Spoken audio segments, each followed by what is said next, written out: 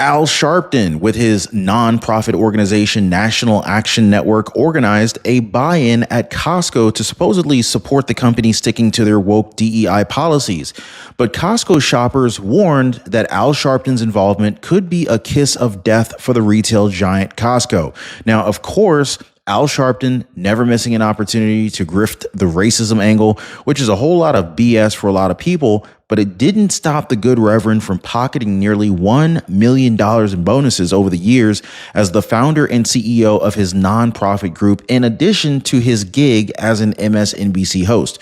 So really, what does this say about him? As for DEI, the whole woke liberal initiative seems to be on its way out. According to the latest report from the Pew Research Center, American workers are souring on DEI practices, with 1 in 5 saying that they believe focusing on such initiatives is a bad thing. Now, honestly, guys, I'm just not surprised. Now, personally, I've heard from both white and black friends of mine that DEI itself is discrimination and that DEI could also be seen as racism in and of itself. But what do y'all think? So yeah, we're going to get down to the bottom of this, starting with Reverend Al Sharpton. So yeah, the good Reverend, who's not really a reverend, some say, declared what they call a DEI buyout or a DEI Buy-Cott at Costco. Wow. Even the name is cringe, right? They say that the company hasn't abandoned diversity, equity, and inclusion, and they won't abandon them. Plus, he also added that they will support those who uplift our communities and hold accountable those who don't. That this is just the beginning and that they're going to keep pushing forward. Here's a clip. Check it out. Came forward and said, we're going to do diversity. We're going to do this because race needs to be dealt with. And for Donald Trump to be able to cancel a commitment they made is an outright affront to the black community, brown community, LGBTQ, and gay community and women that they committed to. So that is why we will stand with those that stand with us. Costco's immediately stepped out and said that they will not back off DEI. On last Monday, Martin Luther King holiday, I announced that for 90 days we're going to research the company that we find that has made the most affront. We will call a boycott. But today we are calling a buy-in. I have bought 100 people $25 gift certificates. We're going shopping at Costco because they've stood with us. People that stand with us, we will stand with them. People that do not stand with us, let Donald Trump stop us in 90 days from boycotting them.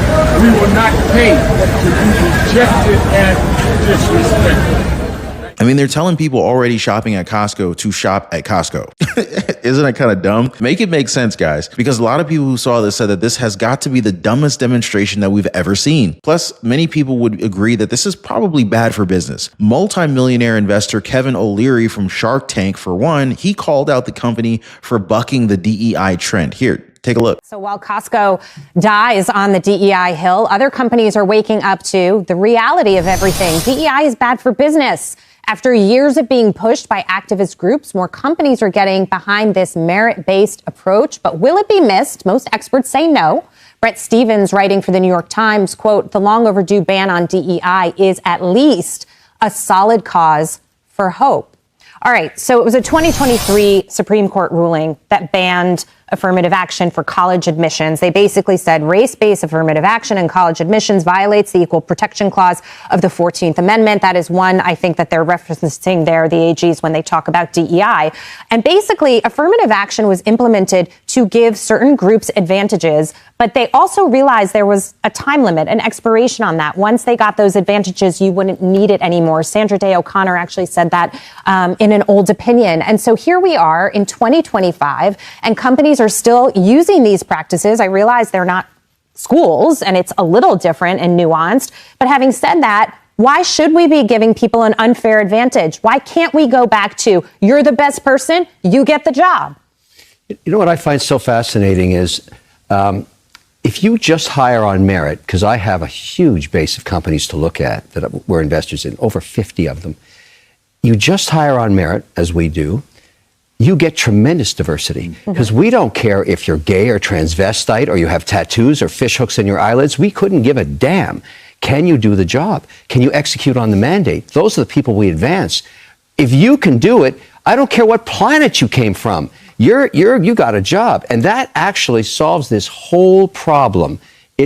And we should have never got ourselves in this place. Regarding Costco, I'm a shareholder. They're nuts if they think I want them fighting the federal government on policy. I don't care who took that poll when. There's no way you'd get that result today. You don't fight the attorney general in multiple states. You got to be out of your mind. Yeah. That's bad for business. So chop, guys. Figure this out. You're breaking the law. Get compliant. I mean, hire for merit and advance people that deserve it, and you will find every race, color, gender, everybody will come to the fore. And sometimes companies make mistakes, Taylor. We've talked about it over and over again. The wall of companies over there that we just showed that have gone this direction, but then they've quickly come back and said, you know what, we're not doing this anymore for various reasons. And these are massive companies, American, McDonald's, John Deere. I could go on and on and on. Yet Costco is still just ripping. I love that we mentioned Target. People have criticized the move online too. One tweet said, Al Sharpton, kiss of death for Costco. Another one said, as a lifelong customer, when Reverend Al Sharpton is using you as a liberal party tool, I am done with you. Others said that they would now boycott the retailer like what people did with Bud Light after their partnership with trans influencer Dylan Mulvaney. I actually like Costco. I hope nothing bad happens, to be very honest with you guys. But people are canceling their memberships and auto renewals because of this. Another one actually said that if Al Sharpton shows up, you most definitely are on the wrong side of history, while others describe the man as a chaos agent. All right. Show of hands real quick in the comments. Costco or Sam's Club? Which one would you prefer? So, I mean, there were definitely some raised eyebrows when the man accepted a $500,000 payment from Kamala Harris's team during the presidential campaign, just weeks before a gushing interview with her, which aired on MSNBC. Yep. 2 alleged payments of $250,000 to Al Sharpton's National Action Network on September 5th and October 1st. Now, on October 20th, Al Sharpton went on this praise Harris' extraordinary historic campaign in a gushing interview and branded Donald Trump as some hostile and erratic feller. But Costco's sticking to their guns. At the company's recent annual meeting, they voted against a proposal from a conservative activist group that challenged diversity, equity, and inclusion policies at Costco. More than 98% of the shareholders voted against it. Retail expert Neil Saunders said it's impossible to argue that Costco management doesn't know what it's doing, and it's just that they doubt many will defect, as it is not something that is visible or that directly impacts shoppers. Meaning they feel like people not buying at Costco because they're standing by their DEI policies isn't really going to affect their bottom line very much. So what do y'all think about that? But we've heard this exact same thing before. Right before major companies such as Walmart, Ford, John Deere, and Tractor Supply bowed to pressure and rode back on their DEI commitments. So John Deere made a huge U-turn on its DEI practices as farmers and conservatives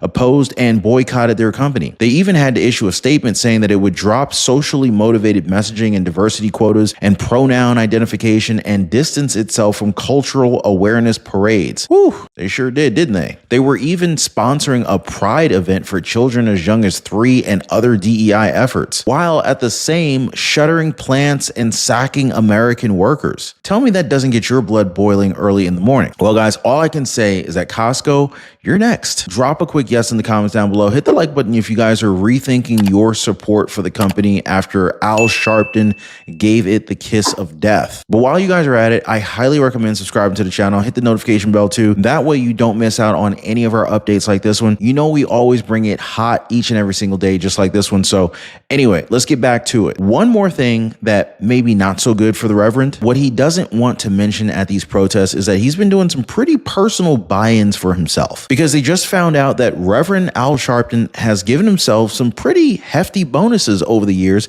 as the founder and CEO of his nonprofit group, National Action Network, in addition to his gig as an MSNBC host. You see, they reviewed the National Action Network's tax records, and they show that Al Sharpton, or Reverend Al Sharpton if he's really a reverend, he began making bonus and incentive compensation listings in 2014 and would repeatedly do so every 2 to 3 years after that. Now, I just got dizzy after reading this, but here, check this out. So in 2014, Al Sharpton gave himself a $64,400 bonus. In 2016, he gave himself a whopping $437,555 bonus, which was more than the $250,000 base compensation he listed that year. In 2018, he listed $159,596 as his bonus to his $324,000 base compensation. Notably, he listed another $563,000 under other reportable compensation. Now, if we go ahead and fast forward to 2021, Al Sharpton gave himself a sizable $278,000 bonus, which was roughly 80% of his $348,174 base compensation that year. So in total, Al Sharpton collected $940,000 in bonuses from his nonprofit over the 7-year period. Now, does this sound like a nonprofit to you guys? Now, if we add to that the $500,000 from Kamala Harris's campaign to the National Action Network ahead of a very friendly interview between the two at Al Sharpton's weekend gig at MSNBC. According to the network, they were unaware of the payment to Sharpton's nonprofit.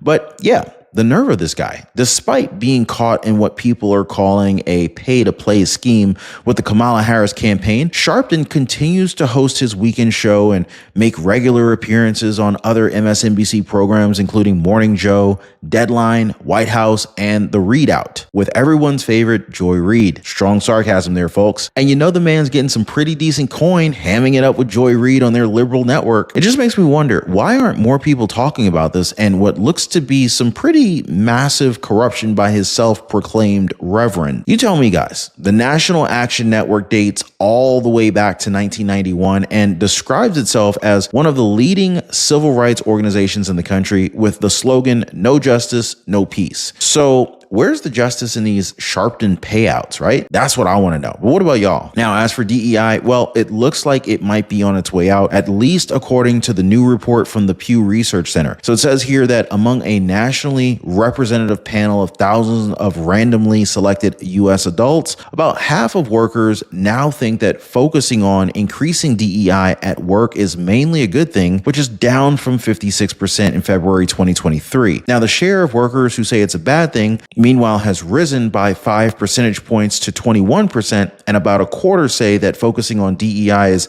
neither good nor a bad thing. Adding to that, 36% of the respondents to this year's survey said that they think DEI efforts hurt white men, while only 14% said that they considered it helpful for that demographic group. Digging a little bit deeper into the data, Pew Research also found that about 42% of the Republican and Republican-leaning respondents indicated that they thought focusing on DEI was a bad thing, which is a pretty significant rise of 12 percentage points from last year. One other notable change from last year, some 19% of employees this year say that company that they work for tends to pay too much attention to increasing DEI, up from just 14% last year. So yeah, this research pretty much corroborates the evidence of what can only be seen as a backlash against diversity and inclusion initiatives, meaning that though DEI experts say that they want a fairer and more inclusive workplace, it's actually leaving some groups feeling sidelined or even discriminated against. Now, we saw this in corporations like Ford, Harley-Davidson, John Deere, and even Molson Coors, and all the large employers that have announced that they've either abandoned or scaled back their DEI initiatives. We even have conservative lawmakers and activists proposing legislation